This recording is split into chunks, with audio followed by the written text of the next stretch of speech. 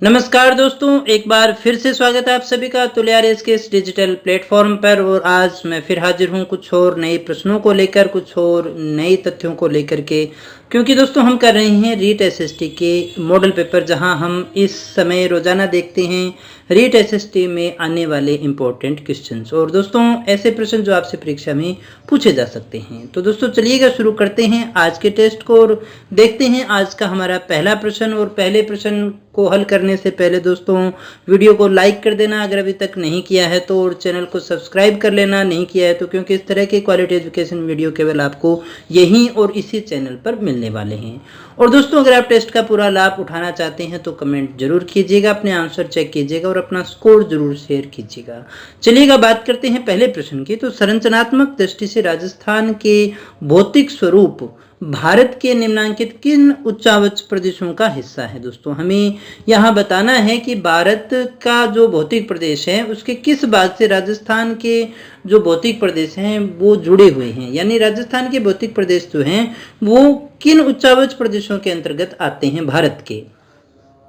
उत्तरी व्रत मैदान और प्रायद्वीपीय पठार का हिस्सा है, उत्तर पर्वतीय प्रदेश और उत्तरी व्रत मैदान का हिस्सा है, तटीय मैदान और प्रायद्वीपीय पठार का हिस्सा है, या फिर प्रायद्वीपीय पठार और उत्तरी पर्वतीय प्रदेश का हिस्सा है। क्या है दोस्तों हमारा सही आंसर? तो दोस्तों सही आंसर है हमारा वो है नंबर 1। तो दोस्तों वैसे भी आप इसको थोड़ा सा लॉजिक लगाते तो उत्तरी व्रत मैदान तो यहाँ है, लेकिन क्या यहाँ पर हिमालय या कोई ऐसा उत्तरी पर्वतीय प्रदेश का हिस्सा है? क्या नहीं है। क्या यहाँ पर प्रायद्वीपीय पठार है? हो सकता है, लेकिन क्या यहाँ पर तटीय मैदान है? क्या कोई समुद्र तट लगता है? क्या नहीं लगता। तो ये भी नहीं हो सकता था, ये भी नहीं हो सकता था। प्रायद्वीपीय पठार तो है और साथ ही साथ क्या उत्तरी पर्वतीय प्रदेश है? क्या यहाँ पर नहीं है ना। तो फिर दोस्तों बचा कौन सा? उत्तरी व्रत मैदान का हिस्सा भी है यहाँ पर और प्रायद्वीपीय पठार भी है। ये आंसर हमारा क्या है? बिल्कुल सही आंसर है। बात करें दूसरे प्रश्न की, तो दूसरा हमारा प्रश्न है राजस्थान का कौन सा अंचल है जिसे अपने बांगर प्रदेश के नाम से जानते हैं। दोस्तों बांगर प्रदेश कौन सा है? हाड़ौती अंचल है, शेखावाटी अंचल है, माही का मैदान है, या फिर बनास बेसिन है। दोस्तों इसको बेसिन कर लीजिएगा। क्या है हमारा सही आंसर? दोस्तों हमारी राजस्थान के जो भौतिक प्रदेश हैं उनके अंदर जो बांगर प्रदेश है वो कौन सा आता है दोस्तों, हमें ये बताना है। तो दोस्तों हमारा जो सही आंसर है वो है नंबर 2, शेखावाटी प्रदेश जो है। दोस्तों इसको हम अर्धशुष्क मरुस्थल और पूर्ण मरुस्थलीय प्रदेश में बांटते हैं। यहाँ पर हमारा गगर का मैदान, उसके बाद में जो आता है हमारा शेखावाटी प्रदेश आता है, जिसे अपने जो है बांगर प्रदेश के नाम से जानते हैं। फिर नागौरी उच्च भूमि और फिर लूणी बेसिन का हिस्सा आता है। ये 4 हिस्से यहाँ पर अपने बांटते हैं। तो दोस्तों इसके बाद में बात करें अगले प्रश्न की, तो कौन से जिले मुख्यतः बीहड़ प्रभावित क्षेत्रों में आते हैं। दोस्तों यहाँ पर बीहड़ प्रभावित क्षेत्र इनमें से कौन कौन से हैं, कौन कौन से जिले इसमें आते हैं? भीलवाड़ा, डूंगरपुर, राजसमंद आते हैं, कोटा, सवाई माधोपुर और धौलपुर आते हैं, या अजमेर, भीलवाड़ा और पाली आते हैं, या फिर बांसवाड़ा, डूंगरपुर और जैसलमेर आते हैं। कौन से जिले बीहड़ प्रभावित में आते हैं? दोस्तों क्या है हमारा सही आंसर? कमेंट कीजिएगा फटाफट से। अगर नहीं आता तो भी तुक्का लगाइएगा, क्योंकि आपके नेगेटिव मार्किंग नहीं है, सारे करके आनी है दोस्तों आपको। चलिएगा चेक करें सही आंसर। तो हमारा वो है नंबर 2, कोटा है, सवाई माधोपुर है और धौलपुर है। दोस्तों ये तीनों हैं। अगला हमारा प्रश्न आता है राजस्थान में सर्वाधिक वर्षा होती है किससे होती है? कौन से मानसून से होती है या चक्रवात से होती है? बंगाल की खाड़ी के मानसून से राजस्थान में सर्वाधिक वर्षा होती है, अरब सागरीय चक्रवातों से होती है, भूमध्य सागरीय चक्रवातों से होती है, या फिर अरब सागर के मानसून से होती है। दोस्तों किससे होती है राजस्थान में सर्वाधिक वर्षा? आपको बताना है, फटाफट कमेंट कीजिएगा। चलिएगा दोस्तों देखें सही आंसर हमारा वो है नंबर 1, बंगाल की खाड़ी का जो मानसून है वहां से होती है। दोस्तों अरावली पर्वतमाला के समानांतर होने के कारण अरब सागरीय जो मानसून है उससे नहीं हो पाती है। हालांकि बंगाल की खाड़ी वाला दूर है, लेकिन वर्षा जो है यहाँ सबसे ज्यादा बंगाल की खाड़ी के मानसून से होती है। भूमध्य सागरीय चक्रवातों से माहौट आती है, इससे इतनी सबसे ज्यादा वर्षा नहीं होती है। दोस्तों अगला हमारा प्रश्न है पश्चिमी राजस्थान में अल्प वर्षा के लिए निम्न में से कौन सा एक कारण नहीं है?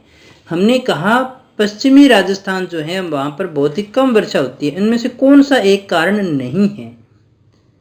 अरावली की अवस्थिति, वृष्टि छाया प्रदेश में अवस्थिति, मानसून आगमन के समय अति उष्णता, ग्रीष्म काल के दौरान उच्च वायुता।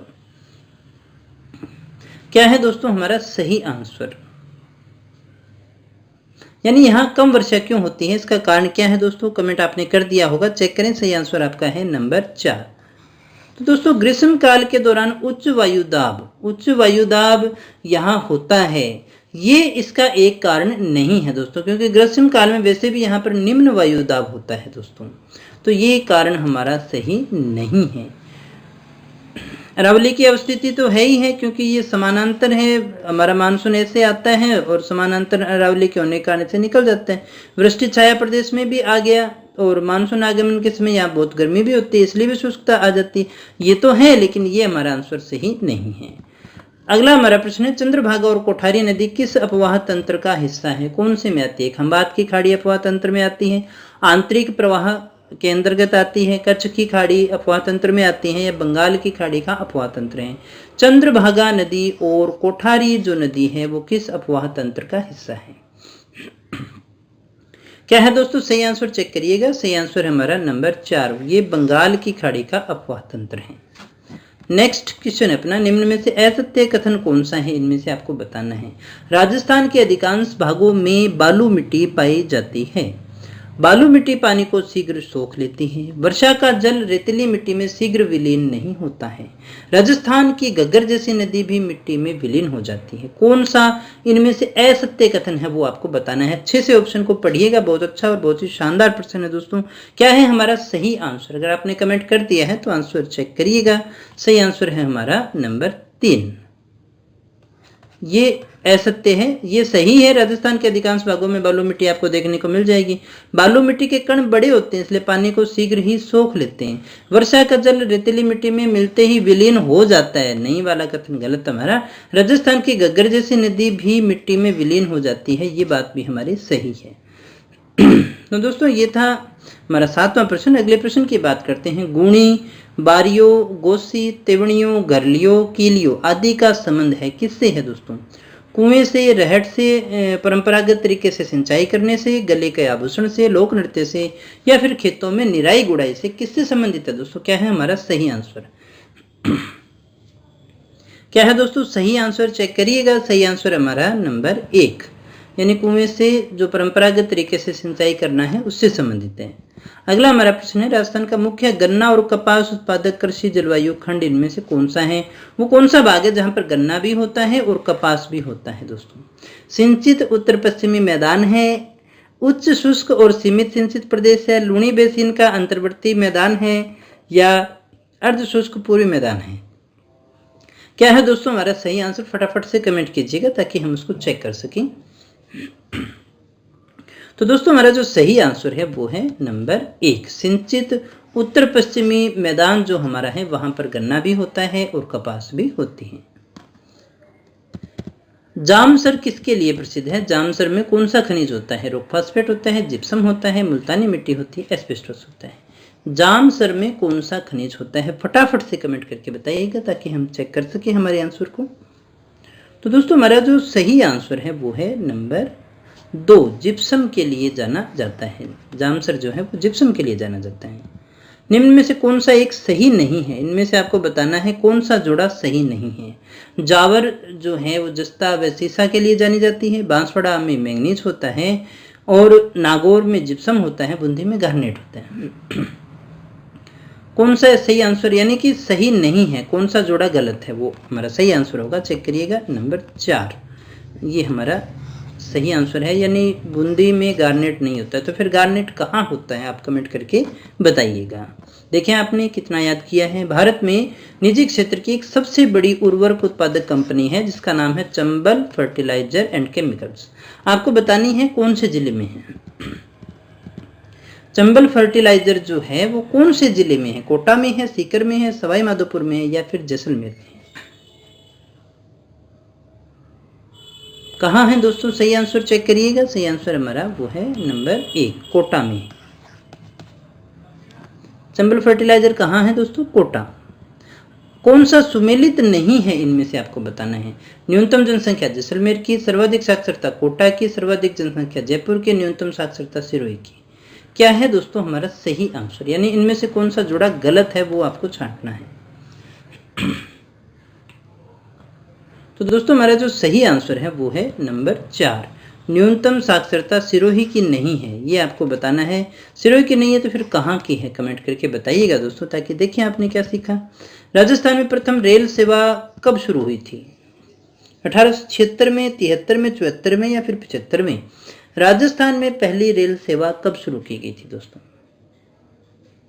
क्या है सही आंसर, चेक करिएगा। सही आंसर हमारा वो है नंबर 3, 1874 कर लेना दोस्तों इसको। कब हुई थी? 1874 में, यही हमारा सही आंसर है। 1974 नहीं होगा दोस्तों, 1874 है।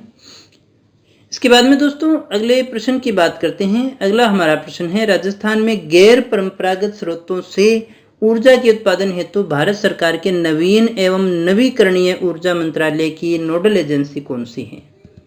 कौन सी है दोस्तों जहां गैर परंपरागत स्रोतों से ऊर्जा उत्पादन के लिए काम किया जाता है? राजस्थान अक्षय ऊर्जा निगम लिमिटेड है, राजस्थान राज्य विद्युत बोर्ड है, राजस्थान अक्षय ऊर्जा फाउंडेशन है या फिर जयपुर विद्युत वितरण निगम लिमिटेड है?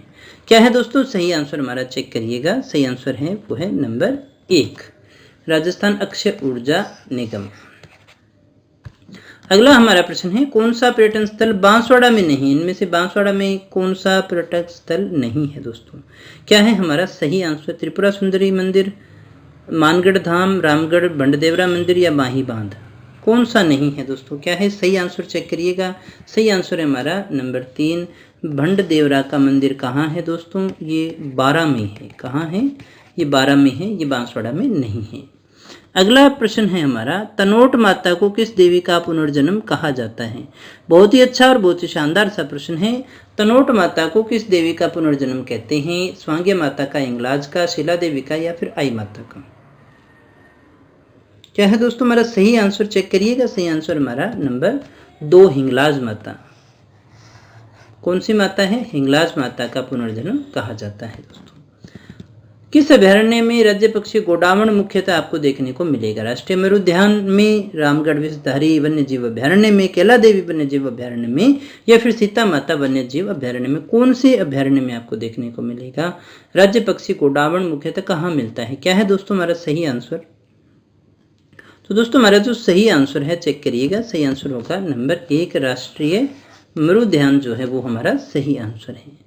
अगला हमारा प्रश्न है दोस्तों, स्वतंत्रता प्राप्ति के बाद कब राज्य का नाम सर्वसम्मति से राजस्थान रखा गया? कब रखा गया था दोस्तों? 25 मार्च 1948 को, 17 मार्च 1949 को, 30 मार्च 1949 को या फिर 1 नवंबर 1956 को? कब जो है राज्य का नाम सर्वसम्मति से राजस्थान रखा गया था? क्या है हमारा सही आंसर, फटाफट से कमेंट कीजिएगा दोस्तों। तो दोस्तों हमारा जो सही आंसर है वो है नंबर 3, 30 मार्च 1949, ये हमारा सही आंसर है। आज का अंतिम प्रश्न हमारा, किस छावनी में मोहम्मद अली बेग के नेतृत्व में विद्रोह कर शस्त्रागार में आग लगा दी गई थी? यानी मोहम्मद अली बेग ने कहां पर विद्रोह किया था? क्या है सही आंसर हमारा? एरनपुरा, नसीराबाद, नीमच या फिर खेरवाड़ा? तो दोस्तों हमारा जो सही आंसर है वो है नंबर 3, नीमच में हुआ था दोस्तों। तो दोस्तों ये थे हमारे आज के प्रश्न। उम्मीद करता हूँ आपने काफ़ी कुछ सीखा होगा। सच में आपके लिए उपयोगी हो तो लाइक कर देना, दोस्तों के साथ में शेयर भी कर देना। अगर आप हमारी टेस्ट सीरीज को ज्वाइन करना चाहते हैं जो कि आपके लिए फ्री ऑफ कॉस्ट रखी गई है, तो आप हमारी एंड्रॉयड एप्लीकेशन को डाउनलोड कर सकते हैं। मिलते हैं दोस्तों नेक्स्ट टेस्ट में कुछ और नए प्रश्नों के साथ, कुछ और नई जानकारी के साथ। तब तक बने रहे हमारे साथ। Thank you very much.